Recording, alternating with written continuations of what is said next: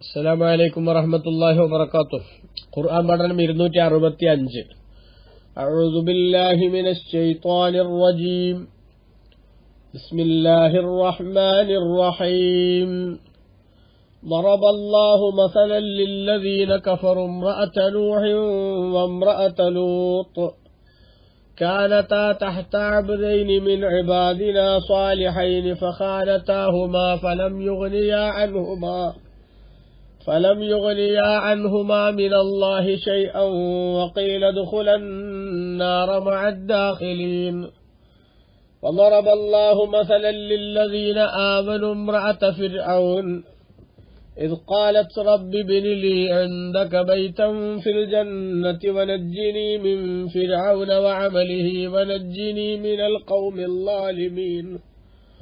ومريم ابنة عمران التي أحصنت فرجها فنفخنا فيه من روحنا وصدقت بكلمات ربها وكتبه وكانت من القانتين. صدق الله العظيم. بسم الله الرحمن الرحيم. الحمد لله رب العالمين. اللهم صل وسلم وبارك على سيدنا محمد وعلى آله وصحبه ومن تبعهم بإحسان إلى يوم الدين. أما بعد. والله ضرب الله مثلا. അല്ലാഹു സുബ്ഹാനഹു വ തആല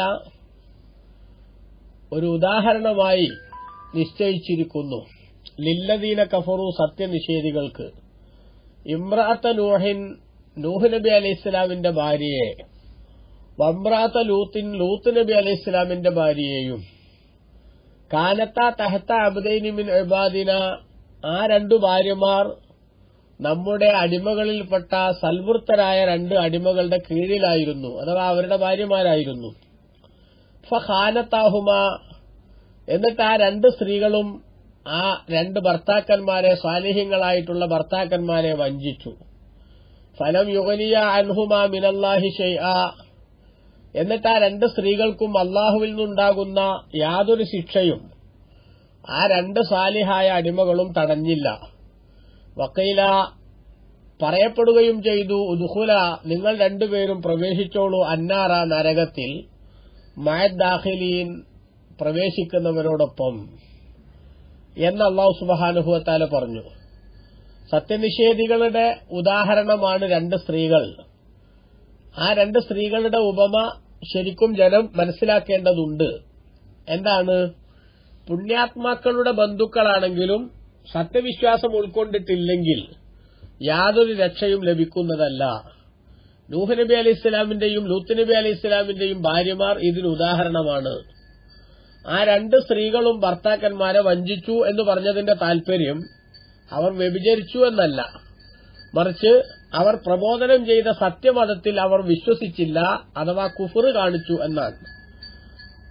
സത്യവിശ്വാസം സ്വീകരിക്കാത്ത ഈ പ്രവാചക പത്നിമാർക്ക് പ്രവാചകന്മാരെ കൊണ്ട് പരലോകത്ത് ഫലം ലഭിക്കാത്തതുപോലെ മുഹമ്മദ് നബി സല്ലല്ലാഹു അലൈഹി വസല്ലമയെ കൊണ്ട് മക്ക മുശ്രിക്കുകൾക്ക് ഫലം ലഭിക്കില്ല എന്നാണ് അല്ലാഹു സുബ്ഹാനഹു വ തആല ഉണർത്തുന്നത്. അപ്പോൾ പുണ്യാത്മാക്കളെ കൊണ്ട് അവരുമായി ബന്ധമുള്ളവർക്ക് ഫലം ലഭിക്കില്ല എന്ന് പറഞ്ഞത് സത്യവിശ്വാസികളല്ലെങ്കിലാണ് എന്ന് പറഞ്ഞപ്പോൾ സത്യവിശ്വാസികൾക്ക് അവരുമായി ബന്ധമുള്ള പുണ്യാത്മാക്കളെ കൊണ്ട് ഫലം ലഭിക്കുമെന്ന് വ്യക്തമാണ് താനും. ഞാനാണ് ആദ്യ ശുപാർശകൻ, അവ്വലു ഷാഫിഈൻ, ഞാൻ ആദ്യ ശുപാർശകനാണ്. അതേപോലെ ശഫാഅത്തി ലി അഹ്ലിൽ കബാഇരി മിൻ ഉമ്മത്തി, എന്റെ ശുപാർശ എന്റെ സമുദായത്തിലെ ദോഷികൾക്കാണെന്നുള്ളതൊക്കെ നബി സല്ലല്ലാഹു അലൈഹി വസല്ലം തങ്ങൾ പറഞ്ഞിട്ടുണ്ട്. അപ്പൊ നമ്മുടെ നാട്ടിലൊക്കെ ചില സുഹൃത്തുക്കൾ നബി സല്ലല്ലാഹു അലൈഹി വസല്ലം തങ്ങൾ ഫാത്തിമ ബീവിയോട് പറഞ്ഞു, ഫാത്തിമത്തു അൻഖിദി നഫ്സകി മിനന്നാർ, ഫാത്തിമ, നിന്റെ ശരീരത്തെ നരകത്തിൽ നിന്ന് നീ തന്നെ കാത്തോളണം, എനിക്കൊന്നും ചെയ്യാൻ കഴിയില്ല. അപ്പൊ കണ്ടോ, നബി സല്ലല്ലാഹു അലൈഹി വസല്ലം തങ്ങൾ വരെ നമുക്കൊരു ഉപകാരം ചെയ്തു തരില്ല എന്നൊക്കെ മനസ്സിലാക്കിയിട്ടുള്ള ചില സാധുക്കളുണ്ട്. അവർ ചിന്തിക്കണം, അതെപ്പോഴാണ് പറയുന്നത്? ഒരാൾ വിശ്വാസത്തിലേക്ക് വരിക എന്നത് അവൻ തന്നെ ചെയ്യേണ്ടതാണ്. കാരണം അഷ്ഹദു അല്ലാ ഇലാഹ ഇല്ലല്ലാഹു അഷ്ഹദു അന്ന മുഹമ്മദൻ റസൂലുള്ളാഹ്, അല്ലാഹു മാത്രമാണ് ആരാധ്യനെന്നും മുഹമ്മദ് നബി സല്ലല്ലാഹു അലൈഹി വസല്ലം അല്ലാഹുവിന്റെ റസൂലാണെന്നും ഓരോരുത്തരും അവർ മനസ്സിൽ ബോധ്യപ്പെടണം. എന്നിട്ട് അവര് പ്രഖ്യാപിക്കണം. ആ പ്രഖ്യാപനം കഴിയുമ്പോഴാണ് ഒരാൾ മുഅ്മിനാകുന്നത്. മുഅ്മിനായ മനുഷ്യന്റെ ജീവിതത്തിൽ എന്തെങ്കിലും പോരായ്മകളും കുറവുകളും ഉണ്ടെങ്കിൽ മഹാന്മാരായ പ്രവാചകന്മാരുടെ പിന്നെ റെക്കമെന്റ് മുഖേന അള്ളാഹു സുബ്ഹാനഹു വ തആല രക്ഷപ്പെടുത്തും എന്ന കാര്യത്തിൽ തർക്കമൊന്നുമില്ല. അപ്പൊ ഇവിടെ ഫാത്തിമ ബീവിയോട് നിന്റെ ശരീരത്തെ നീ തന്നെ രക്ഷിച്ചോ, എനിക്കൊന്നും ചെയ്യാൻ കഴിയില്ല എന്ന് പറഞ്ഞതിന്റെ അർത്ഥം ഈമാൻ ഉണ്ടാക്കുക എന്ന പണി നീ എടുക്കണമെന്നാണ്.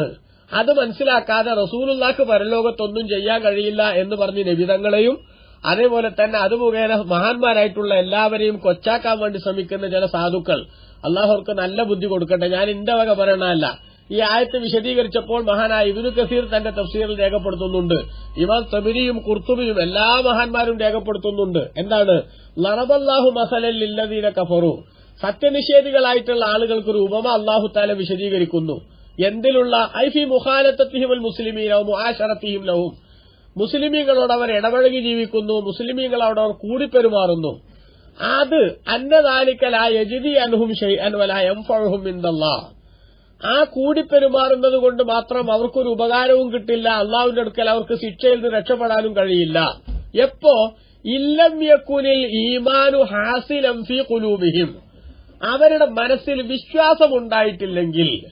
അപ്പൊ വിശ്വാസമുണ്ടാകാത്ത ആളുകൾക്ക് മഹാന്മാരോട് അവർക്ക് ബന്ധമുണ്ടായാലും രക്ഷ ഉണ്ടാവില്ല. അപ്പൊ അതിന്റെ നേരെ പച്ചമലയാളാണെന്ത്? വിശ്വാസം എന്ന അടിസ്ഥാന ഘടകം ഉണ്ടായാൽ പിന്നെ അവർക്ക് വേണ്ടി പലതും ചെയ്തു കൊടുക്കാൻ മഹാന്മാർക്ക് സാധിക്കും.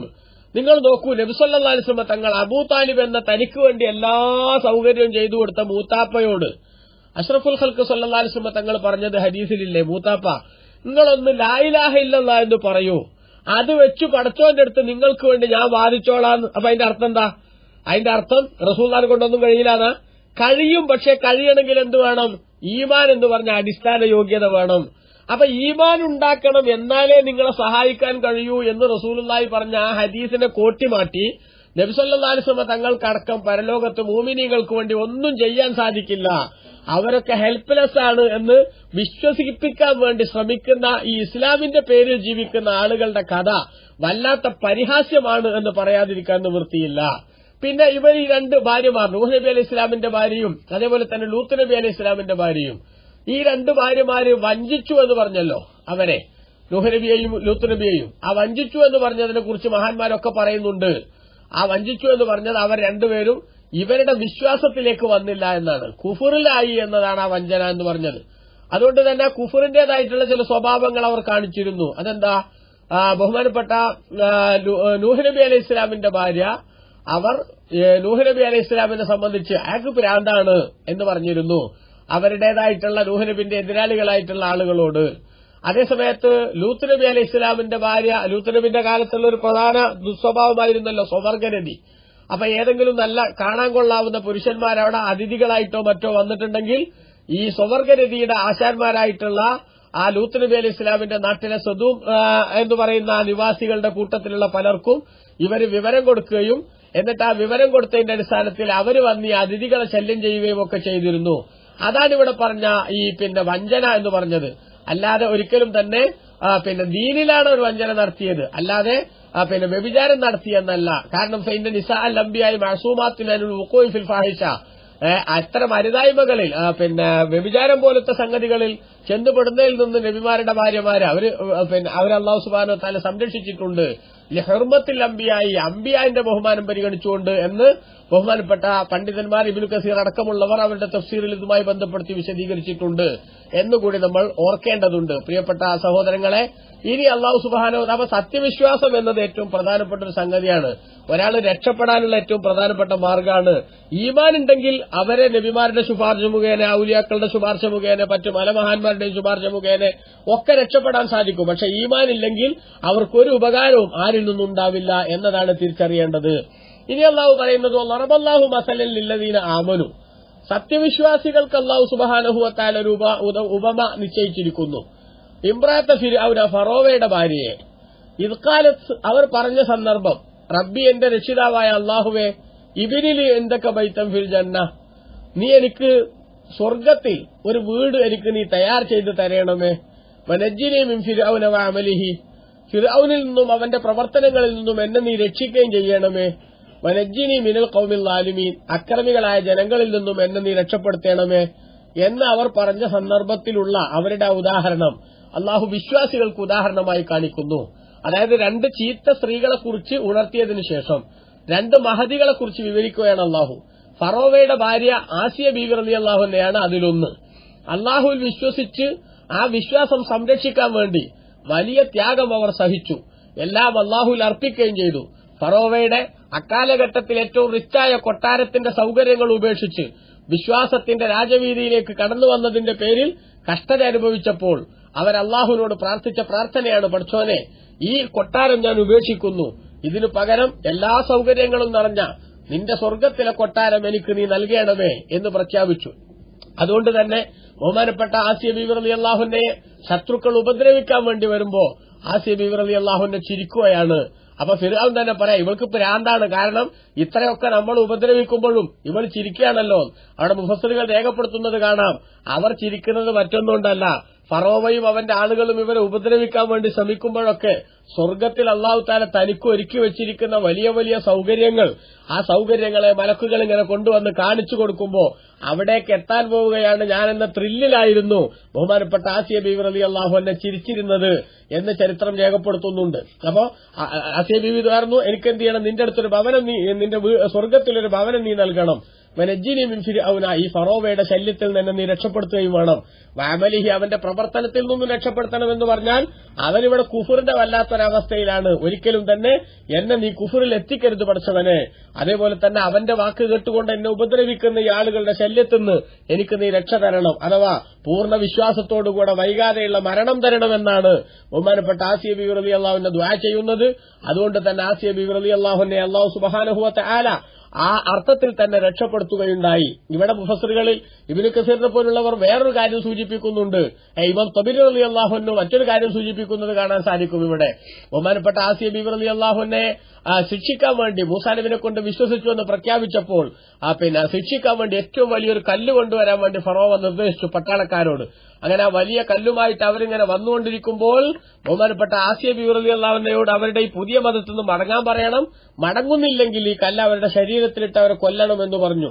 അങ്ങനെ അവരെ കൊല്ലാൻ വേണ്ടി ഈ കല്ല് മുകളിലേക്ക് ഇടാൻ വേണ്ടി കൊണ്ടുവന്നു വെക്കുമ്പോ റഫഅത്ത് ബസറഹ ഇലസ്സമായി, ആസിയ ബീവി ആകാശത്തേക്ക് തന്റെ കണ്ണ് പായിച്ചു നോന്നു. ഫഅബ്സറത്ത് ബൈതഹ ഫിസ്സമായി, തനിക്ക് സ്വർഗ്ഗത്തിലുള്ള ഭവനം ആസിയ ബീവി റളിയല്ലാഹു അൻഹ അവിടുന്ന് കണ്ടു.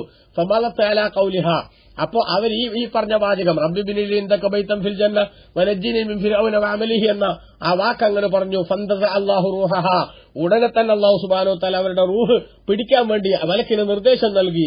വൗൽഖിയത്തി സഖറത്തു അലാ ജസദിൻ ലൈസ ഫീഹി റൂഹുൻ, ആത്മാവില്ലാത്ത ശരീരത്തിലായിരുന്നു ആ ശത്രുക്കൾ കൊണ്ടുവന്ന് ആ കല്ലിട്ടത് എന്ന് ബഹുമാനപ്പെട്ടവർ പറയുന്നു. എന്ന് പറഞ്ഞാൽ അപ്പൊ അതിന്റെ അർത്ഥം ശിക്ഷിക്കാനുള്ള അവസ്ഥയിലേക്ക് അവരെത്തുമ്പോ തന്നെ നജ്ജിനി മിൻ ഫിർഔന, ഫറോവയിൽ നിന്ന് രക്ഷപ്പെടുത്തണേ എന്ന ദുആ അല്ലാഹു തആല സഡനായി സ്വീകരിച്ചുകൊണ്ട് അല്ലാഹു സുബ്ഹാനഹു വ തആല അവരെ വഫാത്ത് മരിപ്പിച്ചു എന്നും ഇവിടെ വ്യാഖ്യാനമുണ്ട്. അല്ല, ഒരുപാട് ശിക്ഷകൾ ഏറ്റുവാങ്ങിയെന്നും അഭിപ്രായമുണ്ട്.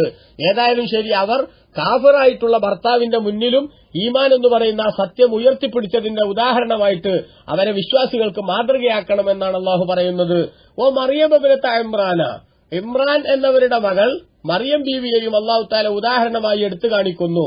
അല്ലത്തി അഹ്സനത്ത് ഫർജഹ, അവരുടെ ഗുഹ്യഭാഗം അവർ സൂക്ഷിക്കുകയും ഫനഫഖ്നാ ഫീഹി മിർ റൂഹിന, അങ്ങനെ നമ്മുടെ ആത്മാവിനാൽ നാം അതിൽ ഊതുകയും ചെയ്തു. വസദ്ദഖത് ബികലിമാത്തി റബ്ബിഹ, തന്റെ രക്ഷിതാവിന്റെ വചനങ്ങളിൽ അവർ വിശ്വസിക്കുകയും വകുതുബിഹി, അല്ലാഹുവിന്റെ ഗ്രന്ഥങ്ങളിലും അവർ വിശ്വസിച്ചു.